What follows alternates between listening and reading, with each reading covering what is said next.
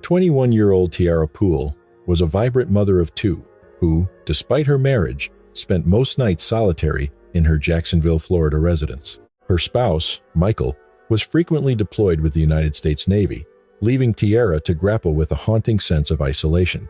Desperate for connection, she turned to the digital world to bridge the growing emotional void in her existence. A Craigslist personal ad quickly garnered interest, sparking a digital dialogue between Tiara and a mysterious stranger. A face-to-face meeting followed on July 8, 2010, culminating in a visit to her private apartment. Whether this stranger offered the solace she sought remained unclear. 4 days later, Michelle Edwards realized something was wrong. Silence had fallen over her close friend, Tiara. Michelle possessed a key to the residence, a testament to her deep bond with the Pool family. Stepping inside, she noted subtle disarray, including an abandoned purse. Her intuition drew her toward the master bedroom. Pushing the door open, she first glimpsed a hand, then the staggering brutality of the scene within. Investigators found Tiara had suffered 89 stab wounds, a savage ending on her own bedroom floor. Solitary in life, she was ultimately discarded in death. Tiara Pool was gone. Detectives faced weeks of untangling a web of deception, both online and off, to uncover the motive for this slaughter. Florida is defined by its relaxed coastal energy, an atmosphere perfectly mirrored within the borders of Duval County. This northeastern region provides every quintessential luxury expected from the Sunshine State. Boasting 15 miles of pristine Atlantic shoreline, Duval County serves as a premier destination for those pursuing the freedom of the open surf. Local culture thrives here, anchored by traditions like the Jacksonville Jazz Festival, a staple since 1979.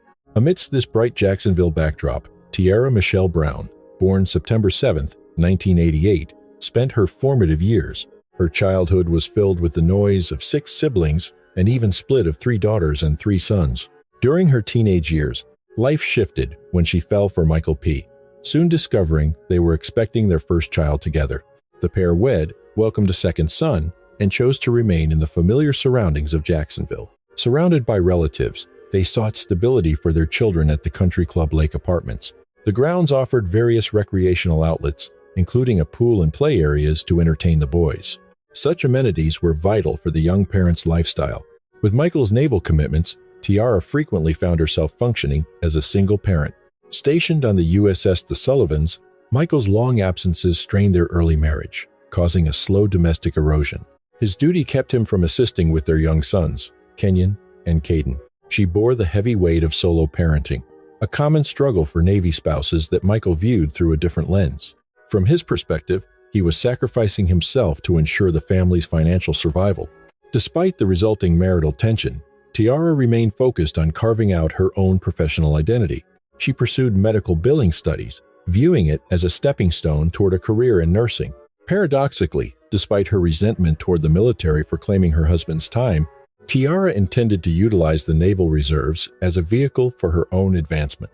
This drive for self-improvement, however, could not mask the profound isolation she felt. While Michael's mother watched the children, Tiara studied in a house haunted by past familial tensions. Crushed by the demands of motherhood, education, and a vacant marriage, Tiara sought an outlet, a way to escape the suffocating quiet of her daily routine. Deep-seated isolation often becomes a powerful psychological driver, pushing individuals toward risky behavior. Behind her exterior, as a devoted mother, lay a woman deeply unsatisfied with her domestic reality. Navigating the mid-2000s digital landscape, she turned to Craigslist to fill the emotional gap in her marriage. During that era, the site's personal ads functioned as an unregulated frontier, fraught with hidden dangers. Current legislation now targets the exploitation of such platforms, but those protections were once non-existent. However, in those days, the rules were far different. 2010. Michael harbored deep suspicions that his young bride was unfaithful, yet he lacked the definitive proof to confront her. His frequent deployments left her unsupervised. Simultaneously, a family friend who knew the truth urged Tiara to quit the internet dating scene, but she ignored the warning. In a digital landscape teeming with raw sexual solicitations, it was an oddly mundane Craigslist post that ultimately lured a predator into Tiara's life. On July 1, 2010, she published an inquiry seeking a white male companion. The post detailed specific qualities she desired in a partner: notably devoid of any overtly graphic or sexual language. One particular trait she emphasized was the need for a relaxed, easygoing personality. A calm demeanor. Her choice of words suggested she was hunting for a connection deeper than a standard one-night encounter. Within 4 days of going live, she received a reply from a man who seemed to meet every single requirement. Throughout the following week, she exchanged numerous messages and texts, eventually graduating to long conversations over the phone. Although her initial advertisement was modest, their private interactions grew increasingly graphic and suggestive. On July 8th, she prepared for a guest. With Kenyon and Caden staying with relatives, the apartment sat silent and empty. Tiara opened her home to the man she had met online, a stranger she felt she had bonded with through their screens. The encounter began in the living room before migrating to the bedroom. 4 days later, all communication from her ceased. Tiara Pool had vanished. Michelle Edwards, a local friend who occasionally babysat the children, noticed the sudden and uncharacteristic silence. She grew increasingly unsettled as several days passed without a single word or return text from Tiara. To make matters worse, they had a scheduled meeting at Tiara's college. Ditching a commitment without notice was entirely unlike her. Consequently, on July 12th, Michelle decided to visit the residence to investigate the situation herself. Using a spare key Tiara had provided, she entered the unit, searching for any indication that her friend was safe. The moment she spotted Tiara's hand on the bedroom floor, she fled the apartment to dial 911, knowing instinctively she was too late. When authorities arrived, they discovered Tiara's lifeless body in the master bedroom, lying in a thick pool of blood. The room was a scene of absolute carnage, with blood spattered across the carpet, the door, and the surrounding walls. Sharp force trauma wounds covered Tiara's body, with a significant cluster of injuries located on her arms. These defensive marks proved she had engaged in a desperate, violent struggle to save her own life. Given the nature of the trauma, forensic evidence suggested her death was neither swift nor merciful. It was a haunting end for the 21-year-old mother, a lonely military wife seeking companionship, only to die in isolation. Her husband was left to navigate the aftermath of the tragedy as a young widower. 2 boys would now grow up motherless, while the community grappled with the terrifying reality of this cold-blooded murder. 21-year-old Tiara Pool had been found brutally executed inside her Jacksonville, Florida residence. Detectives were now tasked with retracing her digital footprint to hunt down a killer and secure justice. With her children away and her husband deployed with the Navy, Tiara had turned to the web to fill her lonely hours. After 4 days of haunting silence, her friend Michelle Edwards felt a sense of dread that led her to the door. The grim discovery she made inside would leave an indelible scar on the lives of everyone involved. Officer Wesley Brown of the Jacksonville Sheriff's Office was the first responder to cross the threshold of the crime scene. Upon entering the bedroom, Brown was met with a sight of staggering brutality. She had been stabbed dozens of times, her final moments spent in the very room where she sought comfort. A heavy crimson stain soaked the floor, with additional blood evidence marking the walls and the bathroom entrance. Droplets of blood were also discovered trailing toward the threshold of the ensuite. Investigators observed that the stains near the tub and toilet appeared smeared, suggesting a calculated attempt to clean the area. A large carving knife was missing from the kitchen, only to be found discarded against the side of the bathtub. The weapon's blade was severely warped, and its steel tip had been snapped off entirely. This was undoubtedly the instrument used to end her life. The broken tip remained lodged in her upper forehead. Tiara suffered numerous punctures across her torso, though the killer focused his most violent rage on her head and neck. The victim suffered 2 distinct lethal injuries, deep stabbings to the lungs and a severed throat. This was a brutal, targeted, and lingering assault. Tiara's final moments were surely a waking nightmare. Coroner Jesse Giles found clear evidence of a struggle. This wasn't a brief encounter. The attack lasted several minutes. Of the 89 wounds, nearly half were defensive injuries found on her hands and forearms. She fought with every ounce of strength to stay alive. Giles believes the assault lasted 5 minutes, throughout which she remained tragically conscious. One can only imagine the terror she felt, thinking of her 2 children and her future. Tiara struggled for a tomorrow that never came. Meanwhile, officers found more evidence in the bedroom. A container of OxyClean and various garments lay scattered across the bed. The bedding had a blood-soaked tear, but investigators found a total lack of fingerprints. This forensic void created a significant hurdle for the detectives on the case. It appeared the killer had carefully scrubbed the scene to mask his identity. While one team processed the bedroom, others focused on the living area. No signs of forced entry were found, suggesting Tiara knew her attacker or let him in. It also became clear that the killer hadn't left empty-handed after the crime. Her handbag sat on the table with contents scattered and her wallet left open. Her keys were missing, as was her 2003 Chevy Malibu from the parking lot. Eventually, the search turned up Tiara's mobile phone on the sofa. Forensics teams continued their sweep, logging a massive amount of physical evidence. Without any fingerprints, identifying the person who took Tiara Pool's life would be difficult. Friends said she was lonely and chatting online, making her digital devices the primary focus. Correspondences with men from Craigslist became the most promising leads in the murder investigation. The phone provided a digital timeline of her activities leading up to the tragedy. In her ads, Tiara sought out relaxed men for genuine, in-person connections. At the time, Craigslist's personal section operated with almost no oversight. It was a digital frontier, completely devoid of safety measures or moderation. She looked for men she could trust, explicitly asking for those not focused on sex. She used the email address colormeckery@gmail.com. One specific name kept appearing as detectives pored over her digital records. These exchanges eventually transitioned from casual talk to something far more graphic. A clear sense of intimacy was developing between the two of them. Most messages were sent between July 6th and 8th. The trail led to David Spar. These digital records finally provided the authorities with their first tangible lead. Investigators narrowed their gaze on 19-year-old David Spar, a resident of Westfield, Georgia. By the age of 19, he had a dark history involving a broken home life and alleged gang ties.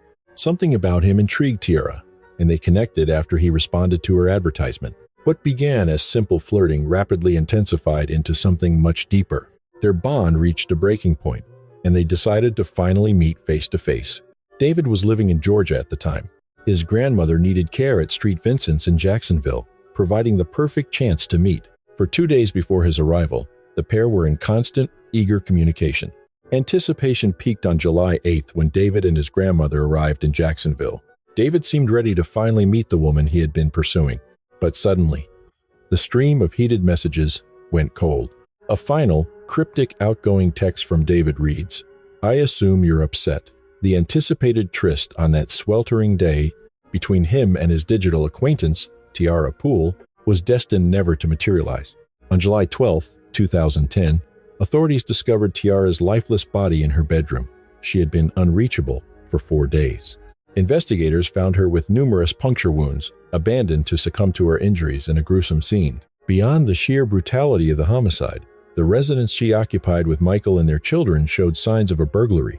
Her discarded, ransacked handbag pointed toward a perpetrator, motivated by theft or financial gain. Further evidence within the Pool household corroborated the theory of a home invasion. A gaming system had vanished, alongside network hardware and a collection of software titles. Most notably, the keys to her 2003 Chevrolet Malibu were gone, and the car was absent from its stall. Yet, an intriguing anomaly remained. A mobile device sat undisturbed on the sofa, overlooked by the intruder. At this stage, the narrative was riddled with unanswered questions. That solitary piece of electronics promised to be the catalyst for a major breakthrough. During her final days, Tiara sought connection to ease her isolation, eventually linking up with a Georgian resident, David Spar. Their rapid digital courtship escalated from casual banter into a deeply personal and charged rapport. Despite her status as a wife and parent of 2 boys, she felt a desperate urge for a physical encounter. Forensic digital analysis soon traced Spar to Waynesboro. Investigators traveled across state lines to find him residing at his grandmother's home. After a polite introduction at the door, police requested Spar join them to clarify details regarding an ongoing inquiry. He was informed that he wasn't facing charges or being detained as a person of interest at that time. David complied, and the detectives maintained a hospitable, low-pressure environment during their initial interaction. They offered him a beverage, adopting a disarming tone to facilitate open communication. The weight of the situation hung in the air. They were poised to break the news of Tiara's death, uncertain of his response. Presenting a photograph of the victim, they watched closely to see if David would acknowledge her identity. Without hesitation, David admitted to knowing the woman in the picture.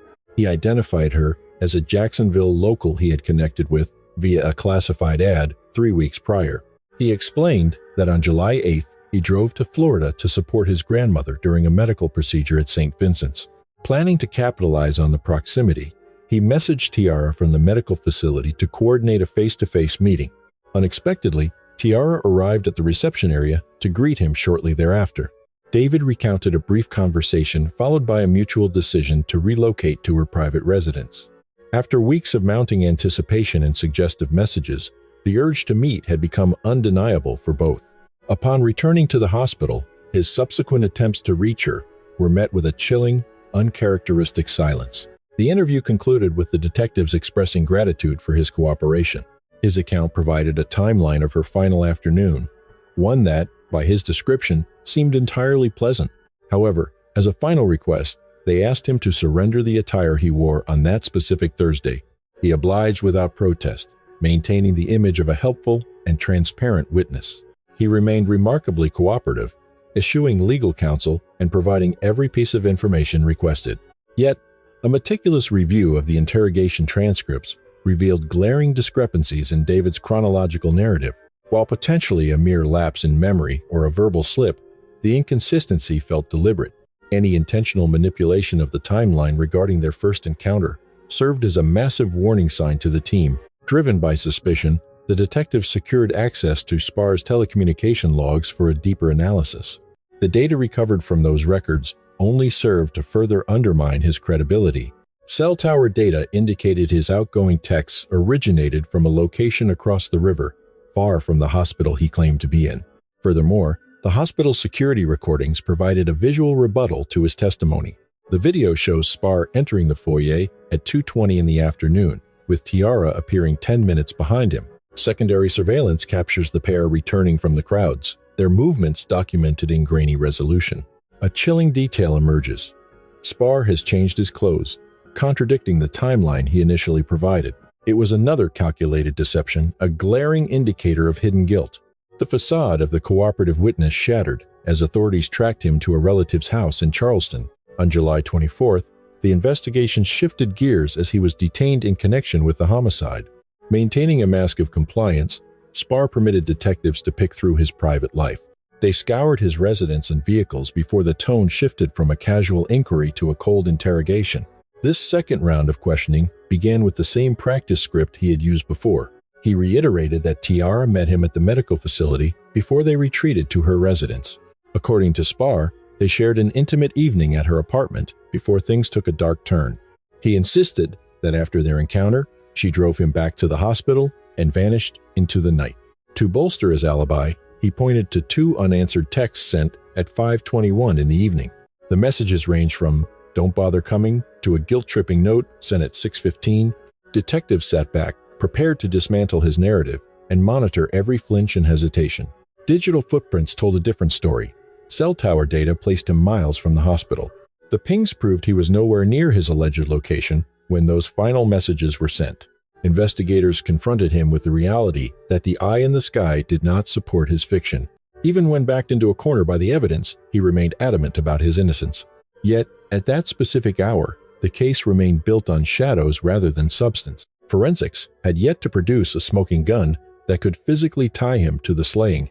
He stood accused based on a crumbling timeline and the shifting sands of his own testimony.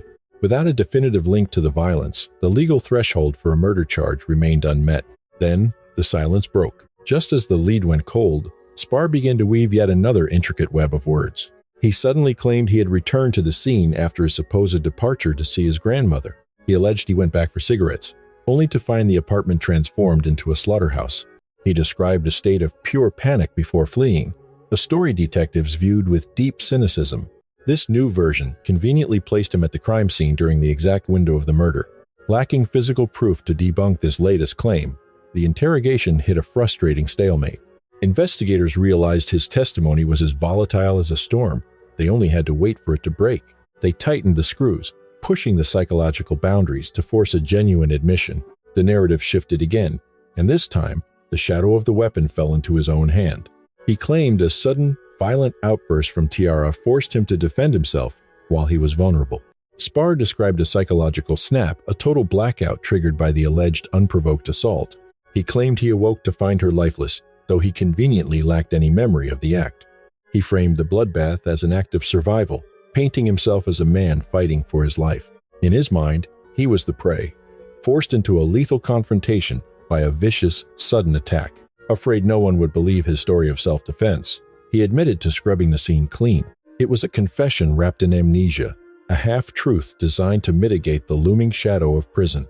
But the crime scene spoke a different language. The struggle occurred on the bed, not the bathroom. Weary of the revolving door of lies, the investigators demanded the unvarnished reality. They gave him one final opportunity to tell a story that actually aligned with the facts. He admitted to showering and emerging to a request for a massage from the victim. It was during this quiet moment that a secret was shared that changed the entire dynamic. She revealed she was a married mother of two, a revelation that struck him like a physical blow. A father of two, he endured a 6-hour journey fueled by the fantasy of a new romantic beginning. The reality, however, was that she never viewed him as anything more than a passing acquaintance. He was a man scorned, a victim of his own delusions, the perfect psychological blueprint for homicide. For the first time, investigators felt they were finally hearing the unvarnished truth from David Spar. He claimed a mental collapse caused the violence, only ending when he saw the knife in his hand. He maintained a strange detachment, insisting he had no conscious awareness of the physical act of the assault. According to his account, these psychological fugue states were a recurring phenomenon in his life. He cited a prior car wreck caused by a blackout, then admitted to looting her purse for 8-hydrocodone. Hydrocodone functions as a powerful narcotic designed to sever the brain's connection to physical pain. In high concentrations, the drug effectively shatters a person's ability to remain tethered to their surroundings. He allegedly consumed the pills immediately following the violence, seeking a chemical escape from his own actions. Repulsed by the metallic smell of blood, he cleaned the scene using television-inspired methods. Before fleeing the scene, Spar methodically gathered up several items, including a PlayStation console. He took games, a router, and her car keys. Police viewed this confession as a rare breakthrough. The detectives understood the immense psychological weight of admitting to a lethal, irreversible mistake. Oddly enough, Spar seemed to develop a bizarre sense of gratitude toward his interrogators. He confessed that the events at Tiara's home were a burden he knew he couldn't carry forever. With the admission recorded, the investigation felt complete. They believed the mystery of Tiara Pool was solved. Yet, as the hours of intense questioning wore on, the narrative began to show signs of strain. His story shifted constantly, fluctuating between versions as the detectives' patience reached its breaking point. Doubts surfaced regarding whether they had inadvertently steered their primary suspect toward a fabricated conclusion. Could this seemingly perfect admission of guilt actually be a product of investigative pressure? David Spar confessed to the savage killing of Tiara Pool on the night of July 8, 2010. Now, the question of whether that confession was coerced would be left for a jury to decide. He was formally charged in Florida with premeditated murder and felony murder occurring during a burglary. The prosecution made their stance clear. They would be seeking the execution of David Spar. The media, captivated by the digital origins of the crime, christened him the Craigslist Killer. The legal battle commenced on November 28, 2011, at the Duval County Courthouse. Spar's defense was handled by a legal team from the Public Defender's Office. By the time he appeared in court, his physical demeanor had undergone a startling transformation. At the time of his initial arrest, he projected the image of a mundane, clean-cut citizen. By the trial's opening, he had cultivated a hardened exterior, featuring a bald head and facial ink. He entered the system with no markings, only to begin acquiring prison tattoos while awaiting his trial. Information surfaced suggesting he had aligned himself with a specific gang while behind bars. Prosecutor Bernie Deronda opened his arguments by highlighting the sheer depravity of the crime. The violence was horrific. The victim had suffered 89 separate stab wounds. Over 89 distinct lacerations were documented on her body, all attributed to the defendant. This wasn't an act of protection or a sudden emotional snap. It was pure, cold-blooded malice. It was the work of someone who had completely descended into a state of psychopathic detachment. Tiara's husband, Michael Pool, testified about their history as high school sweethearts facing a fractured marriage. He admitted knowing about her Craigslist activity, though Spar's specific interactions remained a secret to him. The state presented evidence of a complex digital web of messages recovered from the victim's phone. Though she spoke to many, David Spar's name was the one that dominated her final days. The prosecution noted that her ads were framed as a search for friendship, lacking any explicit intent. However, The dialogue with Spar evolved into something far more graphic between July 6th and the 8th. Investigators uncovered a pact to meet on the day of the slaying at St. Vincent's Hospital, where the defendant's grandmother was receiving medical care. The prosecution proceeds with its narrative, calling a total of 14 witnesses to the stand. The most devastating evidence comes from Ashley Tunings, Spar's former partner and mother to his child. She testifies that Spar admitted to the homicide. Though initially skeptical, she later received a letter detailing the crime. Within those handwritten pages, Spar took pride in the cold calculation of the act. Using a misogynistic slur to describe the victim, he characterized the fatal assault as an exhilarating rush. He further claimed a prior gang-related killing, citing his grandmother's Jacksonville hospitalization as the ultimate cover for Tiara's murder. The psychology of such a predator remains utterly incomprehensible. It is difficult to process how a human can discard another life for mere sport, exposing Spar's profound emotional void. Spar's hostility toward Tunings is palpable. He mouths an insult at her, while the jury watches his every move. Defense counsel Reef Eller fights a losing battle to prevent the incriminating letter from reaching the jury. Tunings' testimony is catastrophic for the defense, carrying enough weight to ensure Spar never walks free again. Following a private consultation, Spar adopts a new legal strategy aimed solely at avoiding the executioner's needle. During the defense's opening, Spar chooses to admit to second-degree murder rather than face a first-degree conviction. The focus shifts from proving innocence to a desperate struggle for the defendant's survival. Attorney Michael B. begins the defense phase by openly conceding that Spar took Pool's life. He stood over the remains of Tiara Pool, observing her body lying motionless in a pool of blood. He then challenges the panel to decide the specific legal degree of the defendant's culpability. The defense argues Spar snapped after learning Tiara was married with children, claiming the violence lacked prior intent. He urges the jurors to keep this alleged emotional break at the forefront of their secret deliberations. After receiving instructions on the nuances of murder charges, the jury retreats to weigh the evidence. The silence in the deliberation room is remarkably brief. After only 25 minutes, the panel returns to the courtroom with a collective decision. The verdict is guilty. The jury rules the act was premeditated, convicting the Craigslist killer of first-degree murder. Spar meets the news with a hollow gaze, showing no visible reaction to his fate. His demeanor is one of chilling indifference, bordering on boredom. The state has secured a conviction, but the sentencing phase remains to determine if Spar will face the death penalty.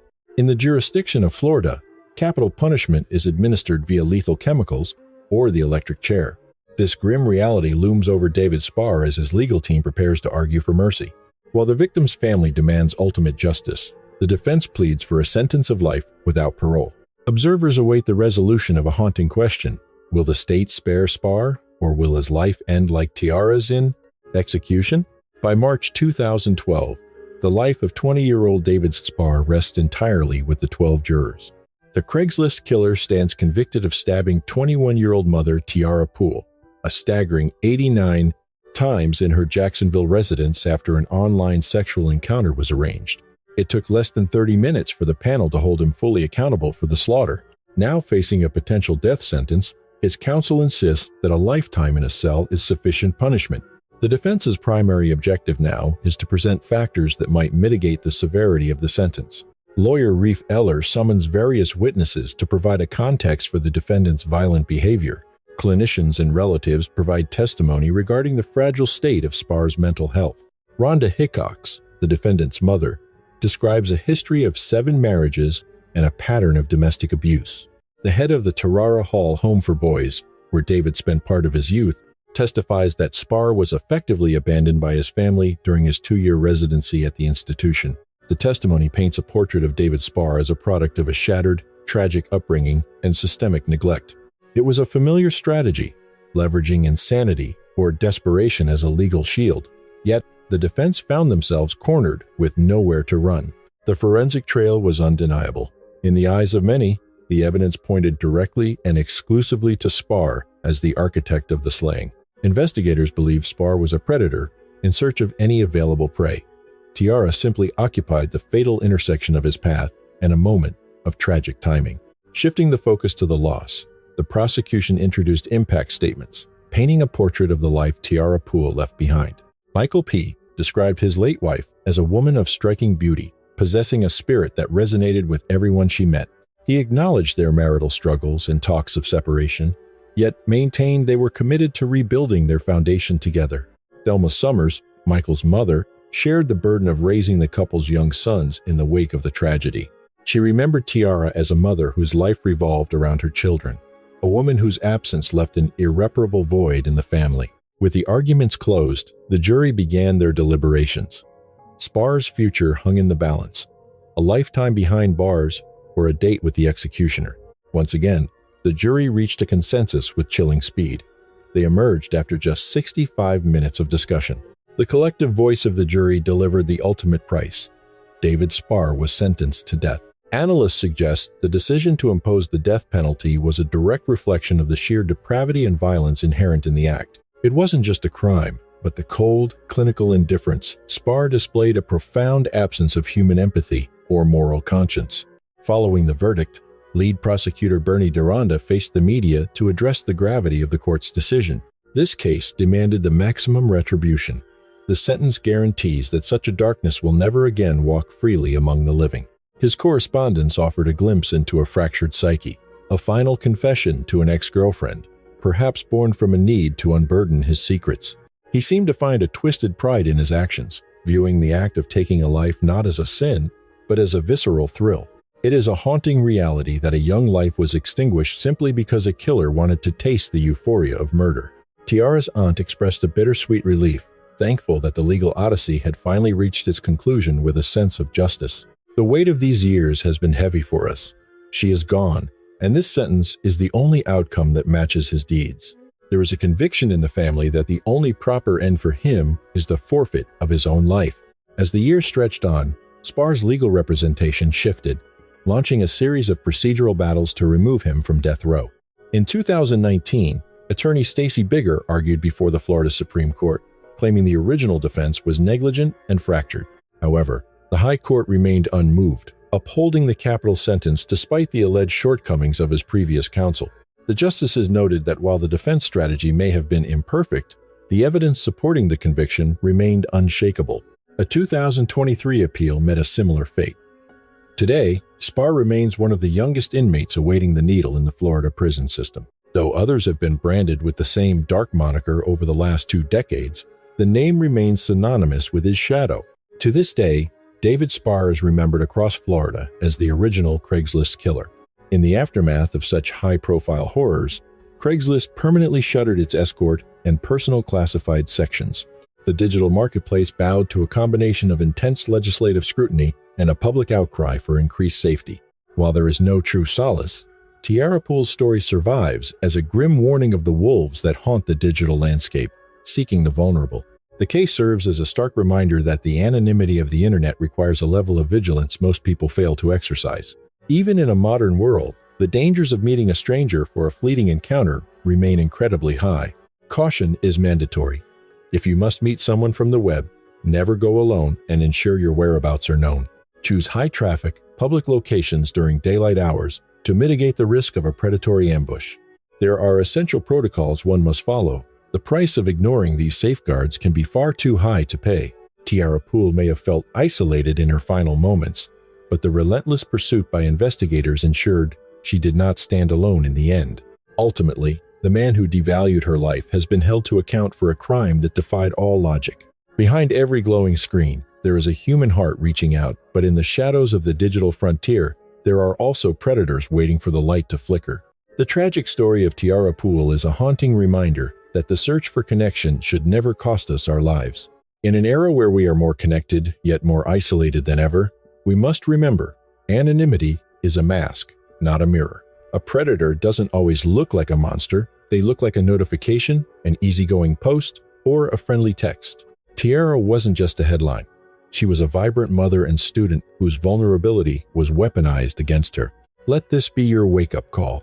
Never let the ache of loneliness silence your intuition. Vigilance is your greatest shield. Always meet in high-traffic public spaces. Keep your loved ones informed, and trust the quiet voice in your gut that whispers when something is wrong. We honor the memory of those lost to the Craigslist Killer by vowing to navigate this digital wilderness with our eyes wide open. Your safety is not a choice, it is a sacred boundary. Stay connected, but stay guarded.